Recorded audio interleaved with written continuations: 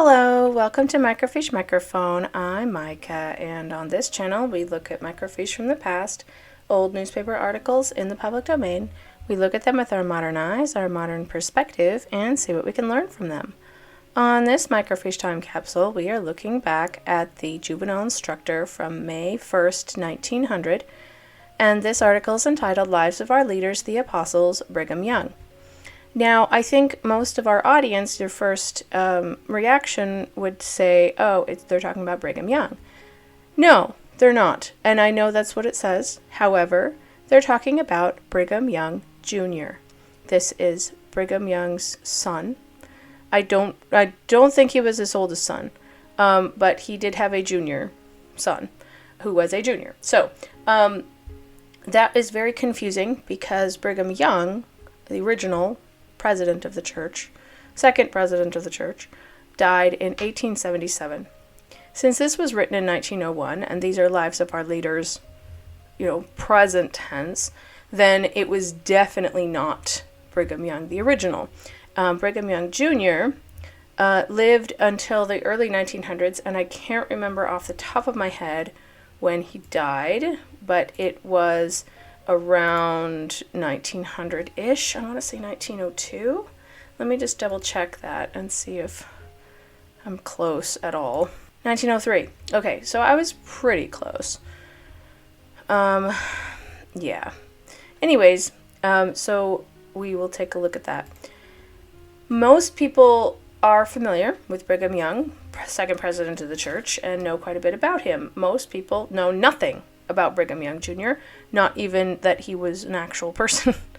But it is confusing, and I have been very careful on my website, which you can double check out on historicaljournalconferences.weebly.com, to be very explicit when it is Brigham Young Jr., because back in those days, after Brigham Young's passing, everybody who lived then would have known that it wasn't President Brigham Young who was speaking.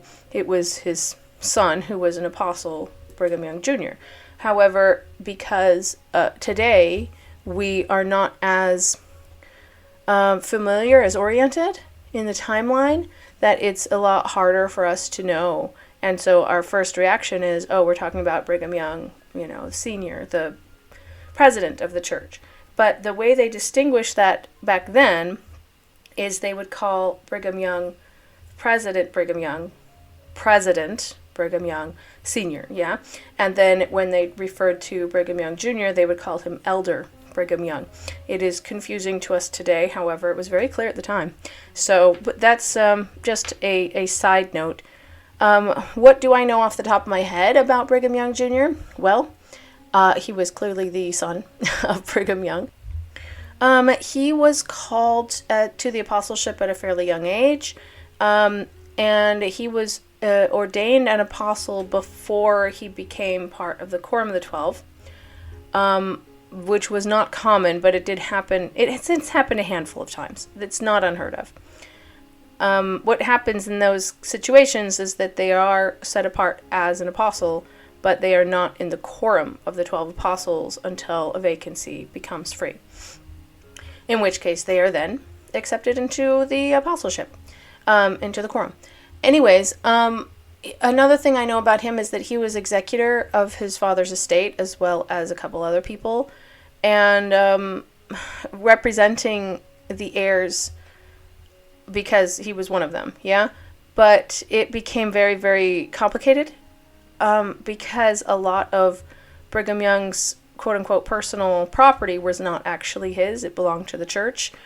And sometimes it was very unclear, does that belong to the church, or is that his personal property? And so he and the other executors had to, navigate that, that line of, is it personal or is it not? And that was very difficult at the time. However, that has been settled, and he did end up having to go back and amend a few decisions because the heirs were very upset. They were all expecting to be millionaires. First of all, there's too many of them to have become millionaires, but also the estate wasn't worth as much as they thought it was. because a lot of it belonged to the church and not to him personally. Anyways, that's side tangent, but that is what I know off the top of my head about Brigham Young Jr. All right, let's take a look. Apostle Brigham Young was born on December 18th, 1836, in Kirtland, Geauga County, now Lake County, Ohio. See, that automatically means it's not the original Brigham Young Sr., because clearly, he became an apostle in 1837, so he couldn't have been born in 1836. No, this is his son. Okay, the touching story of the marriage of his mother, Mary Ann Angel, to his father, the late President Brigham Young, is full of interest and romance. Brigham Young was a widower with 2 little girls, Elizabeth and Valete, in the year 1833. It happened that a fast and testimony meeting was held in Kirtland, and among those present were Elder Young and Sister Mary Ann Angel. The gift of tongues rested down upon Elder Young, and in the interpretation thereof was given by someone present. The Spirit bore record through that tongue that these 2 faithful souls were designed by God for each other. They were united in marriage, and Sister Mary Ann assumed the care of the motherless children. All the world knows the grandeur of the character of Brigham Young, but few comparatively are acquainted with the noble, self-sacrificing personality which was enshrined in Mary Ann Angel Young. She was devout, sincere, and full of kindly wisdom. She was passionately devoted to her children and taught them to regard the gospel as the most precious earthly and eternal possession, and the families of President Young bear testimony that she was kind, unselfish, and faithful in all of her relations with the wives and children of her adored husband. Brigham, the 3rd child of this marriage, was born amid all the untoward circumstances of the early days in this church. He was a twin. His sister Mary was a gentle, sweet little creature whose life was brief, yet none the less beautiful. Yeah, and see, I did not remember that. He had a twin sister. That's sweet. It's kind of sweet that they had twins, a boy and a girl, and named them after themselves, They had, a Mary Ann Angel named the daughter Mary and the son Brigham. But, they have twins, Mary and Brigham, I don't know. I think that's kind of cute, sort of, in a weird way. All right. She was brought to death's door in infancy through an accident which was the direct result of the mobbings and drivings of the saints. When the cruel exterminating order came for the Mormons to vacate Far West in 3 days, Sister Young procured a wagon and put what few valuables she could crowd therein, and persuaded an elder to help her to get away. She climbed in with the children, and the brother started the team. Sister Young sat on top of the load on her baggage and bedding with the baby on each arm, and 3 little children clinging to her skirts. Oh, that must have been rough. Just as they started out, the wagon ran into a huge rut, and the baby girl was thrown out under the wheel. Oh, that's so tragic. With a groan of dismay, the driver picked up the bleeding baby and laid it on the trembling mother's lap with the remark that the poor little thing could not live. Oh, gosh. For the head was smashed almost flat, and the blood was pouring from mouth and nose. That's horrific. Don't prophesy evil, brother. Take the other baby. Ugh. Even if she lived, that baby's gonna have horrific, brain damage. With skillful hands, the mother squeezed and pressed the head back into shape, praying mightily all the while. The child lived and grew to be the finest child of the family, but at 7 years she passed out of her sweet existence to the realms of peace and rest beyond. And that doesn't actually mention what she died of. Oh, that is so horrible. It actually makes me feel sick to my stomach. Oh gosh. No, that's horrific. Horrific. After the accident which occurred to the little Mary, Sister Young traveled on for 2 days in her sorry plight. At the end of that time they were met by Elder Young, who had come back for them in a wagon with 2 yoke of cattle. He immediately loaded them into his wagon. Herein he also loaded Elder Orson Pratt and his family. They traveled thus for 2 days, reaching a small village. Elder Young endeavored in vain to secure a house in which to leave them. None could be procured, but he found a stable, which he at once cleaned out and whitewashed, laying some boards on the floor, and making things as comfortable as he could. Yeah, in case you didn't know, Brigham Young, the original, was a woodworker. I believe he was a carpenter, trained. So if he was moving into a place that had a dirt floor, he was like, I'm going to lay a floor real quick. Yeah. So that actually makes perfect sense to me. Into the stable he moved his own and Elder Pratt's family, leaving them there while he went back after more of the saints. He brought 2 families up to the little stable house, and leaving them there, he took his own and Elder Pratt's family on a 2 days' journey farther. Again he located them and returned for the other families he had left at the stable in the village.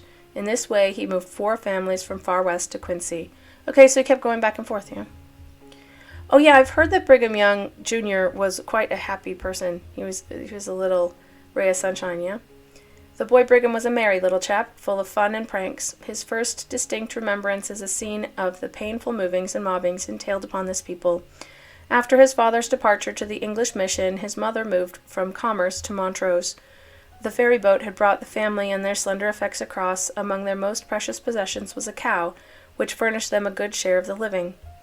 The moment they were landed, this cow swung around and gazed with longing eyes at the opposite shore, and before anyone realized what she was about to do, she had plunged into the deep, mighty river and was swimming across. Oh, gosh. Borne down by the current, far out of reach of the ferry boat, the boy of less than 4 years watched her floating away from shore with as much dismay as his elders felt.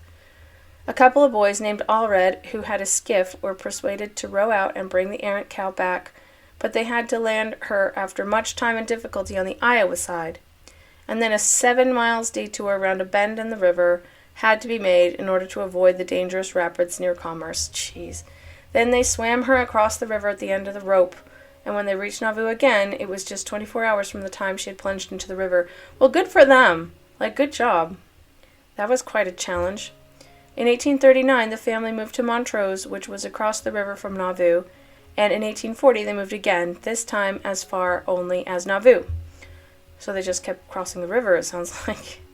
Okay, the boy whose early life we are now considering possessed an indomitable spirit, a merriment which was as infectious as June sunshine, a love of sport and adventure, and a courage which nothing could daunt. He was as devoted to the magnetic man known as the prophet Joseph as was his father. Young as the boy was, the black gloom which fell over Nauvoo at the martyrdom filled his own soul with despair. The laugh was stifled upon his lips, and the merry jest was turned to weeping in the sympathetic young heart. When the saints were driven out of Nauvoo after the awful struggles and throes of anguish which accompanied and followed the assassination of the prophet and patriarch, President Brigham Young led the crowd of stricken saints, that terrible day in February, across the river to a place of greater safety. Yet of such barren distress as surely as has been rarely witnessed on this earth. The boy Brigham was off at play in the Knight's Mill with 2 companions when his mother and the rest of the children were taken across the ferry. See, I don't understand this story. I've heard it before, and I'm just I don't get it. So, okay, let me start it over again.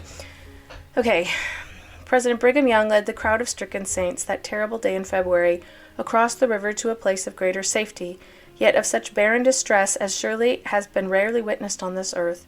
The boy Brigham was off at play in Knight's Mill with 2 companions, when his mother and the rest of the children were taken across the ferry. Returning in the afternoon, he found the house open, furniture left standing, yet over the whole brooded a solemn silence of desertion. With swiftness of despair he flew down to the river. A boat, the last one for the night, was just pulling away from the shore. It was loaded to the guards with wretched men, women, and children. The boy saw a barrel in the bow of the boat which would serve him as a seat.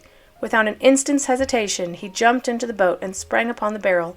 Arrived on the opposite shore, such a scene of misery and desolation met his gaze as will never be forgotten.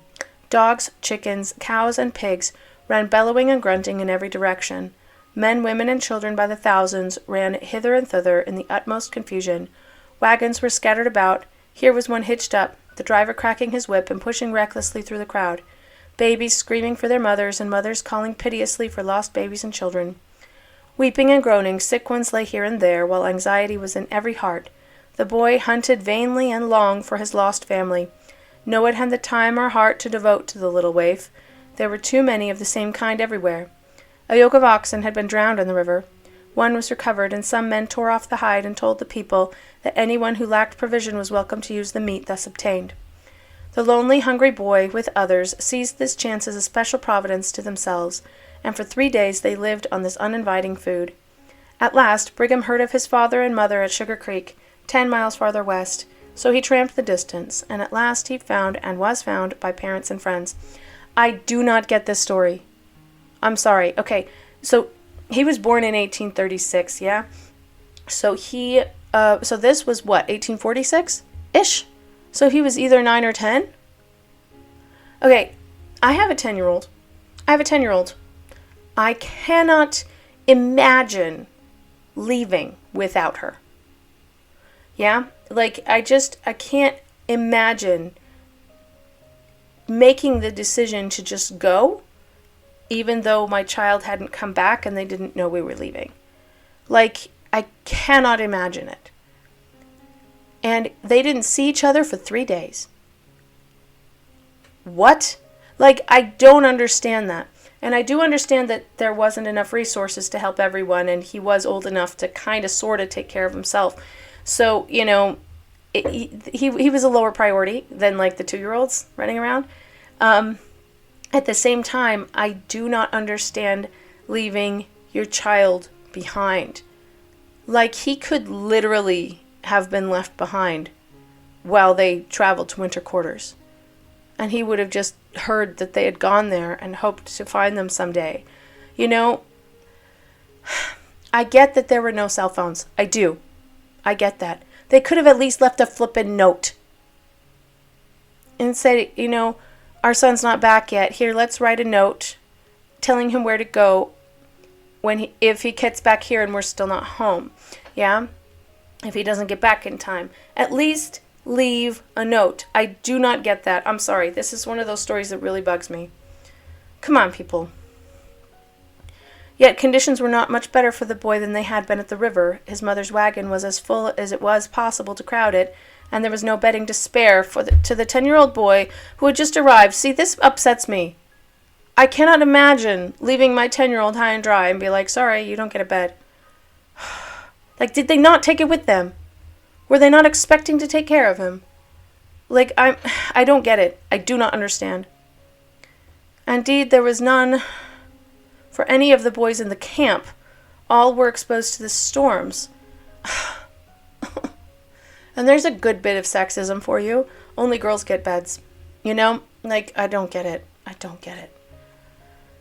To add to the misery of all, a cold, biting storm of sleet and wind began to rage. Brigham had tried to build up a barricade of cooking utensils and saddles against one side of his mother's wagon so as to shield him somewhat from the driving winds, but it was worse than useless. When the storm settled down upon them, Brigham secured the help of his companions, and they cut up enough brush to make themselves a tiny wickiup, into which they crawled and huddled thus together for warmth.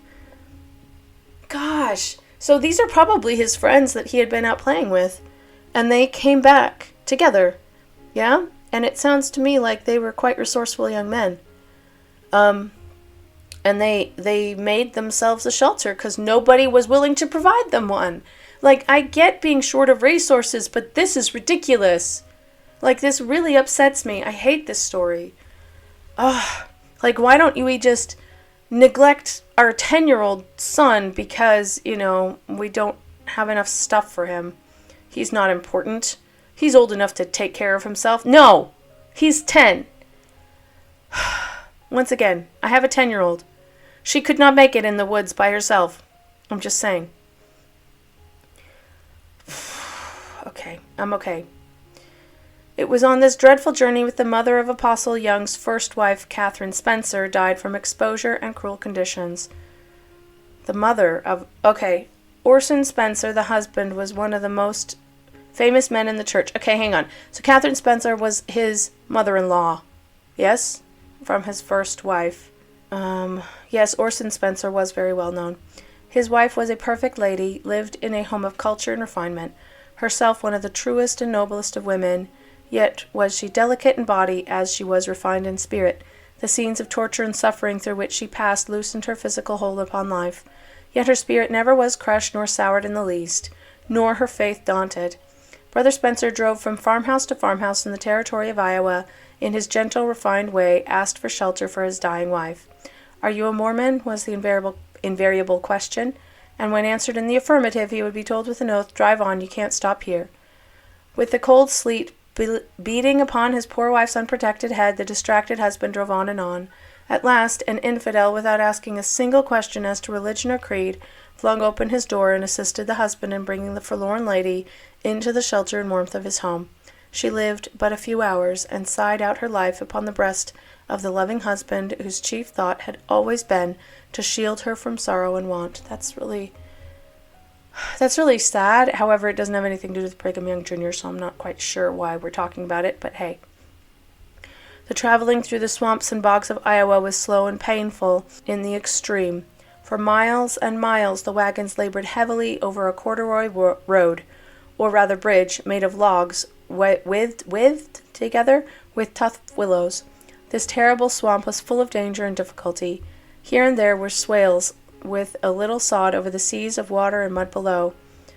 If one wagon got across the swale in safety, no other would dare to follow in its tracks, for they would have sunk out of sight. Oh, that's rough. I have heard about this trip, and that's why they went so slowly. Each wagon straddled the tracks of the last, and even then the wheels would sink through the 12-inch sod into the muddy lake below, and sometimes hours would be consumed in traversing a quarter of a mile. In one such swale, Brigham secured a stick 12 feet long, and thrusting it down through a wagon track, and went entirely out of sight in the muddy sea below. That's crazy. Yeah, I did know that it was very swampy that year. They had record rainfall in the area, and there were no roads built. They were just like dirt paths, and so all of them turned into a big swampy mess. So yeah, I did hear about that. That was rough going. I can't imagine having a 12-foot long pole completely sinking out of sight. Although you have to say, you don't know for sure that was straight. If it was diagonal, it could be pretty steeply diagonal, and that would make more sense to me, but it's not impossible for it to be that deep, And here, under such circumstances, while encamped upon the Chariton River, 9 children were born in one night, among them being Chariton, son of Sister Zina D.H. Young. It is one of the miracles how these poor children and their more unfortunate mothers ever survived the ordeals through which they passed. Yeah. Zina D.H. Young is also quite well known in her own right. She was one of the presidents of the Relief Society. I believe he was number 3. I want to say 3, maybe 4. I'm not 100% sure. Because Emma Smith was first, and then Eliza R. Snow, was second. And I want to say Zina D.H. Young was 3rd. But I'm not 100% sure. Emma Smith, Eliza R. Snow, Zina D.H. Young. There you go. From 1888 to 1901. So she was actually president of the Relief Society at the time of writing this. Yeah. At last, the company were located at winter quarters, now Florence in Nebraska, and the strong, willing hands of husbands and sons built rude but comfortable cabins for the shelter of women and children. Once again, boys are neglected. The pioneers took their dangerous and lonely way across the plains the following year, but the boy Brigham remained with his mother in winter quarters. Oh, that's interesting. In April, the first company in the spring of 1848 left winter quarters, led by President Brigham Young, who had returned to bring the rest of his own family back to the retreat in the valley. Brigham, who was then a boy of 12, was made driver of 2 yoke of oxen. He was quite equal to the oxen and to the occasion. He was faithful to his trust. Once his father's wife sat on the seat while the boy trudged by his oxen, cracking his whip and piping a song to beguile the weariness of the way. So far all we've heard about are rough times.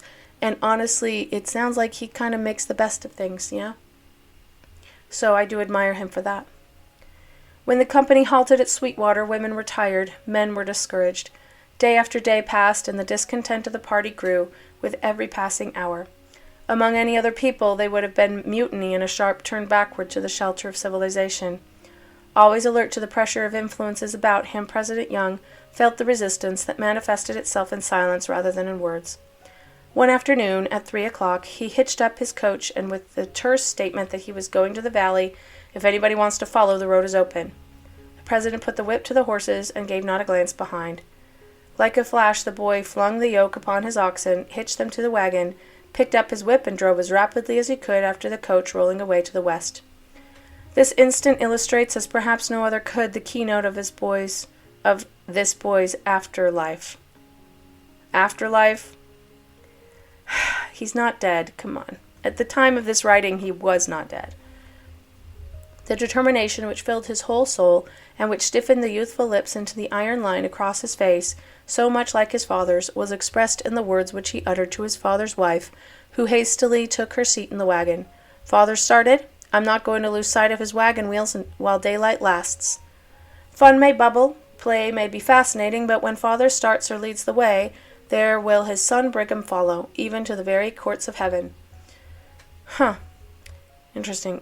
Away flew the coach and one carriage, and away clumsily followed the double yoke of oxen not too far behind.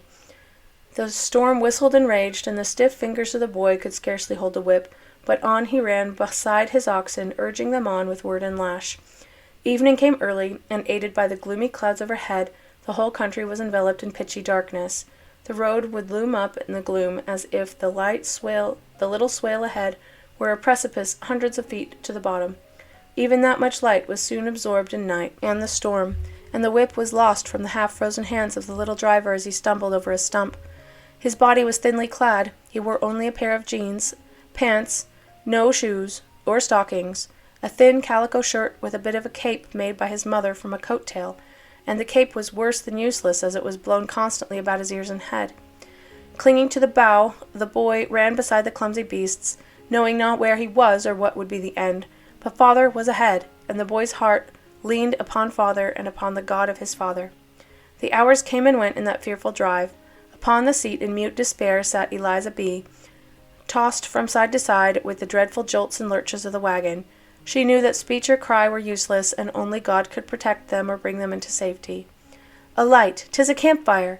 And the faithful oxen moved heavily into camp. They had traveled about 18 miles since 3 o'clock, and now it was just midnight. Such were the struggles and trials that marked those pioneer journeys across the trackless prairies. You know, I don't like to criticize. Brigham Young in particular had such a difficult task that he had to tackle that I don't like to criticize him. I really don't. But dude, like that was rough. Like you don't do that to people. People who maybe needed a little bit of a rest and maybe needed a little extra time to get ready. Like you're just making life more difficult for people. I don't like that. Alright. Such were the struggles and trials. Okay. 900 miles had the boy driven from the Missouri River to Fort Bridger. Arrived there, they were met by men and teams from the valley. No heart was lighter when the tiny spot of green in the center of the great dreary Salt Lake Valley was revealed to the travelers at the top of the big mountain, then later at the mouth of Emigration Canyon. Then was that of 12-year-old Brigham. The removal of the clouds of danger which had so long filled the skies of their every retreat gave more than one heart such relief that the opposite extreme was reached and gaiety became abandoned, while peace was the vehicle in which rode thoughtless, careless sport. The organization of the Minutemen provided ample scope for the restless daring of the youths, whose early life and environments had been one constant yet changing scene of danger and woe. Small wonder that the boys whose mothers had drawn their babies' mouths from the breast to barricade the door from raging mobs, and whose babies' cries had been frozen upon pouting lips by the white anguish upon their mothers' faces, as they crouched in haystacks or lofts for safety. Small wonder indeed that such boys longed to straddle a horse and shoulder a gun in possible defense of the parents who had last found a retreat in the lonely valleys of the Rockies. At 15 years of age, Brigham entered the Corps of Mountain Soldiers. Valley Tan Boys, they were called sometimes, and for 9 years he was a faithful member of that famous company of Minutemen. All right, I don't find that at all surprising. Yeah? In 1860, the young pioneer engaged with Colonel Robert T. Burton and a company to open up the mail route belonging to the famous Ben Halliday. And interesting, I didn't know Robert T. Burton was a colonel. I know him from the presiding bishopric. Interesting.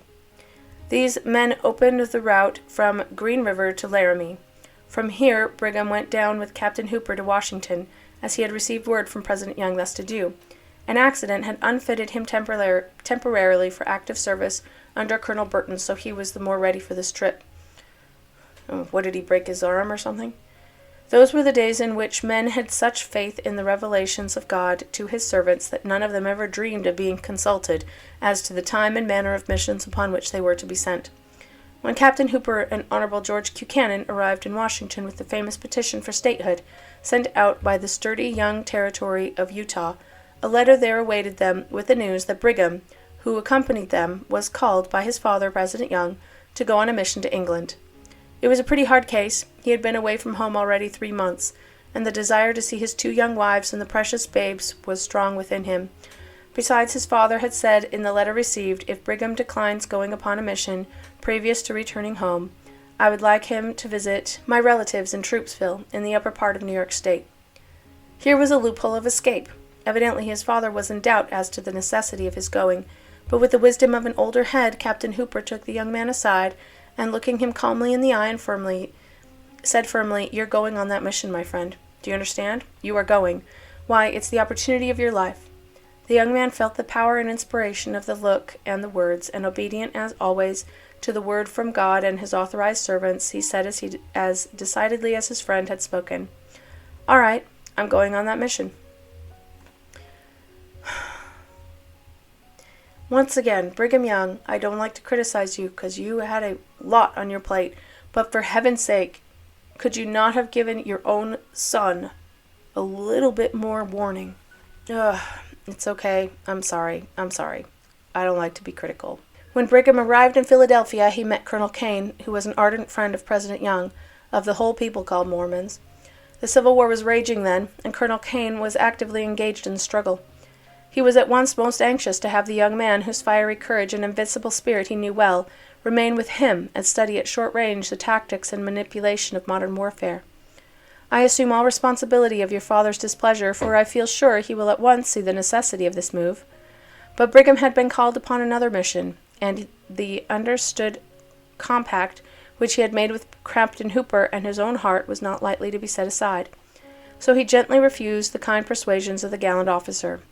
"Brigham," said the colonel, "I have prayed about this matter, for my heart is set upon it, but I am willing to let God decide. I am expecting my commission as a brigadier general every day, you know. Now, if my appointment comes before your ship sails, we will take it that it is right for you to stay with me. If it does not come, I will let you go with willing consent." Okay, that's ridiculous. After a moment's deliberation, Brigham said cheerily, "All right, Colonel, I think we are both safe to leave it with God."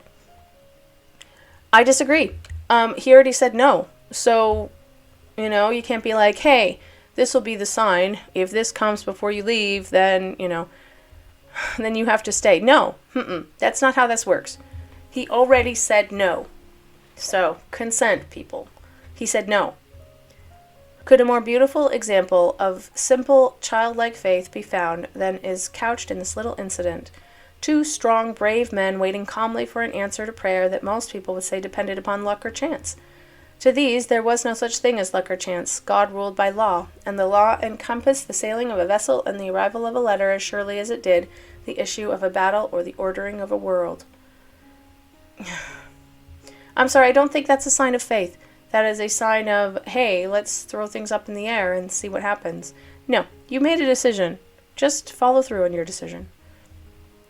The hour for the vessel to sail came. Brigham went on board, and as the 2 friends shook hands, the colonel said, "If my commission arrives before you are out of the river and harbor, I shall charter a tug and catch you. Will you come back?" "Yes," answered Brigham, "I will come back." Just 24 hours afterward, when the ship was well out to sea, the colonel's commission arrived. But he knew and acknowledged that God knew best, and Brigham was on his way to England. Okay, sure.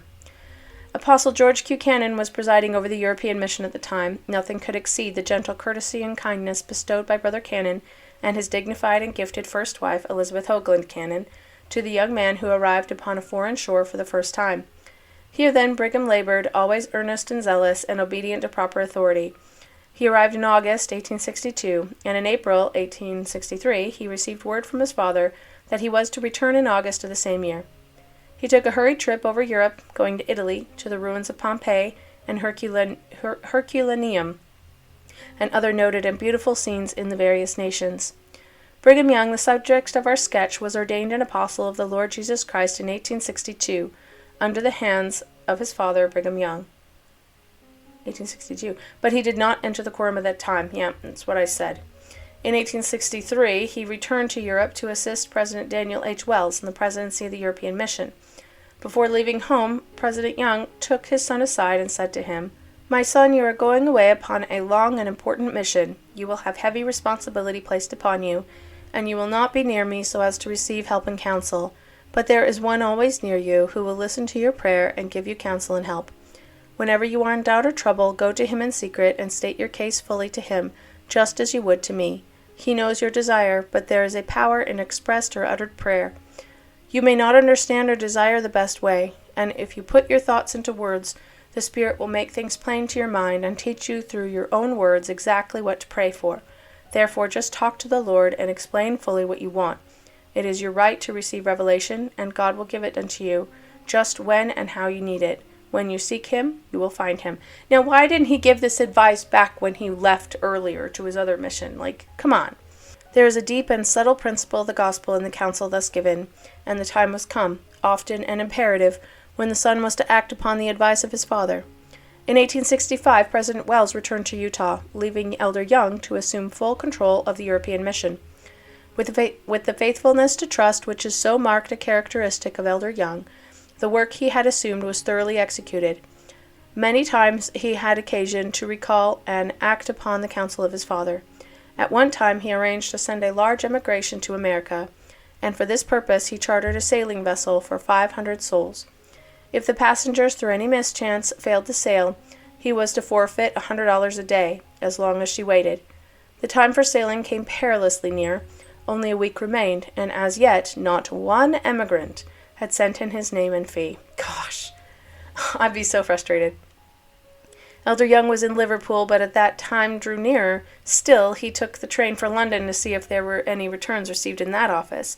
He, as well as other brethren, were seized with dismay when they discovered that only 3 days remained and not a return had been made.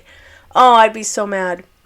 After hours of restless anxiety, the thought flashed over the young man's mind, I'll take father's counsel.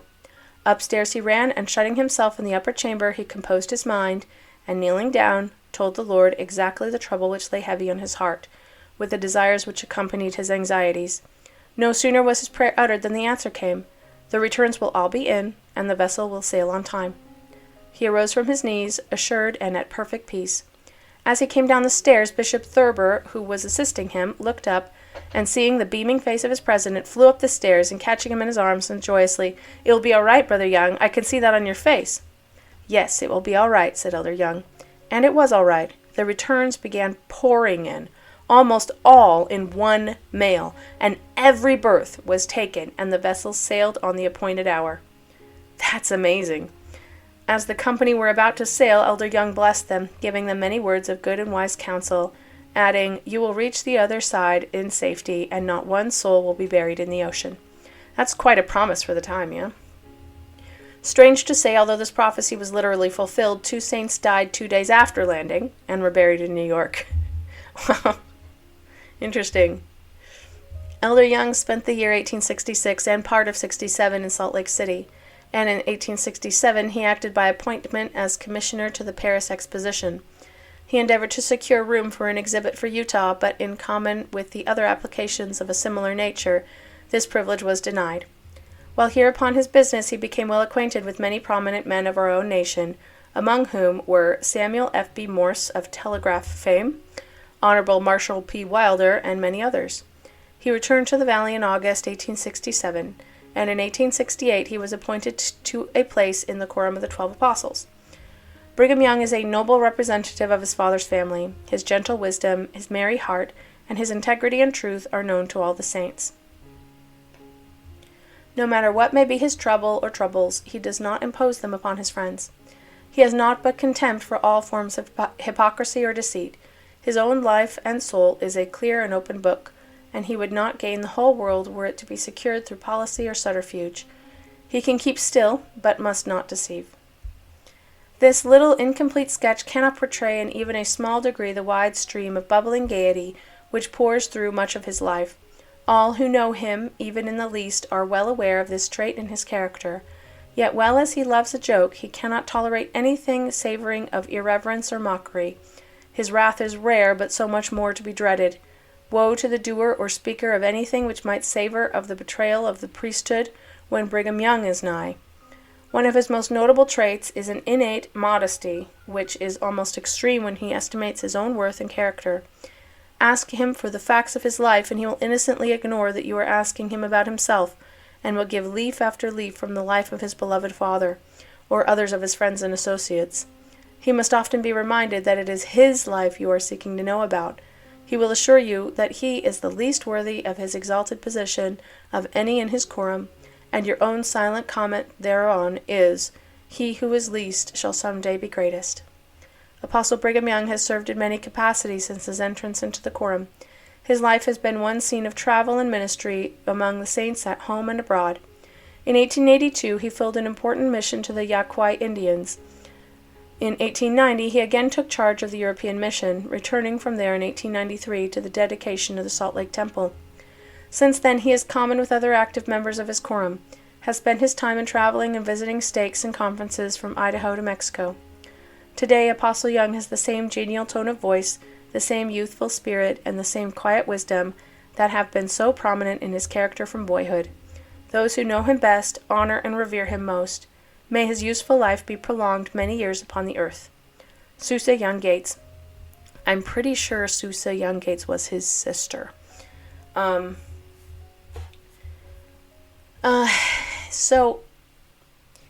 have some thoughts, but I have to say, as far as people go, I thought it was interesting that they did not mention he was an executor of his father's will. He was. I'm about 100% sure, actually. Along with Albert Carrington, and I can't remember who was the third one. There were three, and they were all well-known people, so we will get to Albert Carrington. I'm hoping. Actually, there's not that many articles, but I will come up with something. But Brigham Young was, like Brigham Young Jr., was just a very interesting person. I think saying that he was very willing to follow his father. Sure, absolutely, very true. And him going on a mission, I feel like he didn't have a super strong will, though, because, he was a follower, yeah? He was willing to follow, but the story about the Colonel, what's his name, dude, Colonel Kane, who was trying to persuade him to fight in the Civil War with him, he was like, no, I don't want to. And then the guy was like, well, let's leave it up to God and let's wait for a sign.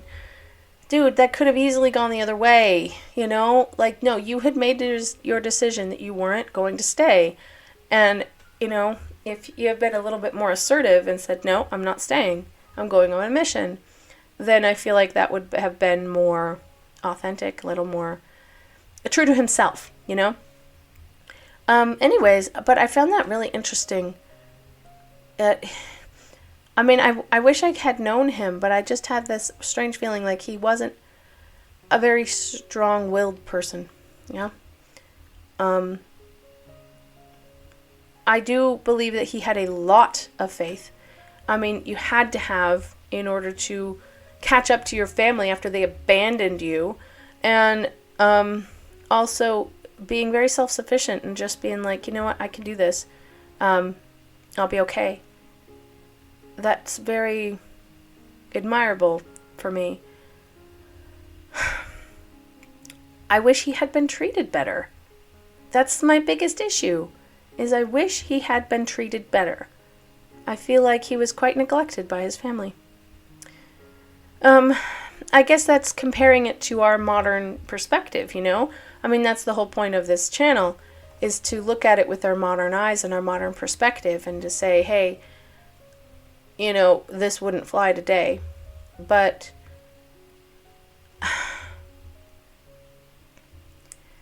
I don't know. I find it so difficult to understand how you can stand here and look at your child, your 10-year-old child, and just leave them there, knowing that they had no way of knowing where you were. I don't understand that, and I will never understand it. I don't get it, and I will never understand. So, anyways, that is my personal opinion. Looking back on his life, I think that he was a very hard worker, and he was very faithful, and exercised that faith in a lot of different ways. And yet, he had a lot of disadvantages in life, and I wish he had more advantages. I find that really sad. It just makes me really sad that he was so neglected and was expected to work so hard. Like, basically be an adult at age 12, you know. Yeah. Anyways, leave a comment down below. What do you think of it? Do you agree with me that his parents were neglectful, or do you think that that was just a sign of the times? Anyways, give the video a like, please subscribe to the channel, and I hope to see you in the next video.